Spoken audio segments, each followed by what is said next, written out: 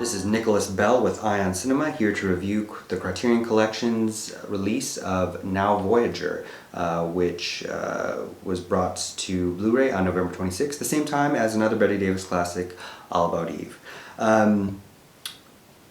Let's not ask for the moon when we have Now Voyager. This film ends with one of probably the best closing lines ever to end a film, I think. It was directed by Irving Rapper.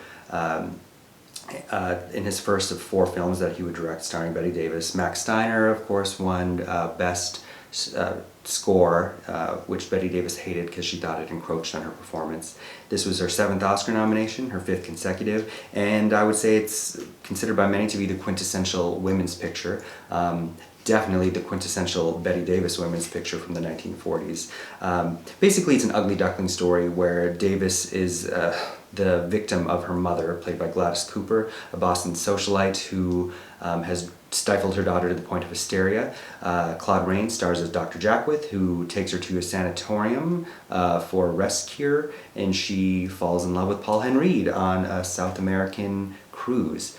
And then some time later ends up becoming the mentor to Paul Henreid's daughter after his own unhappy marriage ends.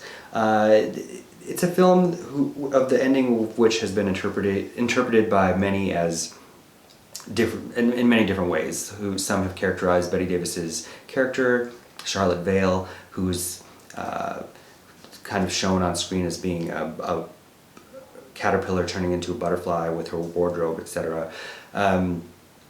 As being pathetic, but I think the film is kind of one of a more subversive women's picture in that it champions women's relationships, with her becoming the mentor, and about the importance of women's mental health, because we get the sense that she will do better than Paul Henreid. Notably, Gladys Cooper, this was kind of also a resurrection of her career. She was a silent screen star, first of 3 Oscar nominations. Paul Henreid and Claude Rains would also star with Davis again in Irving Rapper's Deception in 1946. And this was based on a novel written by Olive Higgins Prouty, who wrote Stella Dallas, which was made into a film with Barbara Stanwyck, and again, for the 3rd time actually, with Bette Midler in 1990. Irving Rapper, of course, started out with Joan Crawford's Shining Victory, and then did The Brave One, which was written under a pseudonym by Dalton Trumbo, who won an Oscar for it. This, if you haven't seen it, it's a marvelous film. I think Criterion's done an excellent job with this restoration. I give it 4 out of 5 stars, and the Criterion's release of it also 4 out of 5.